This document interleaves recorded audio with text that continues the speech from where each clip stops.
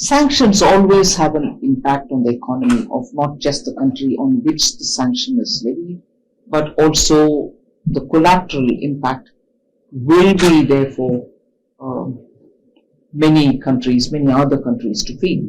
And I suppose that is the situation even much more so now, because we are globally far more interconnected, much more than ever before. The interconnectedness through the digital era gives us great lot of advantage. And that advantage is there for all of us to benefit from. And that advantage should be built on. But that advantage also brings with it a collateral with a lot of unintended consequences. So for instance, if payments are affected because as a part of the sanction, SWIFT is also one of the instruments through which you impose the sanction, it can have collateral impact on many others on whom you probably didn't intend to have the sanction. So unintended consequences do bear immediate and strong impact on countries in this digitally connected world.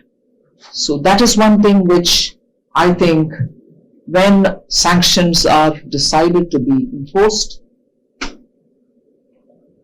this set of unintended consequences may have to be factored in from now when the decision making happens. That is one. I remember, therefore, the situation which has come about for many countries which were, well, I suppose that's a situation also with countries within Europe, where the dependence on certain raw materials or essential commodities, if probably are placed in one source, it does hurt you when situations change adverse to your priorities. Also, I suppose the pandemic has also shown us how, again, when supply chains are disrupted, because the source is from one geography, it hurts all of us. So India's position is not just for its economic interests, but also its security interests. The balance that India has taken in every one of the decisions in this context has been very much because of the geopolitical location of India, because we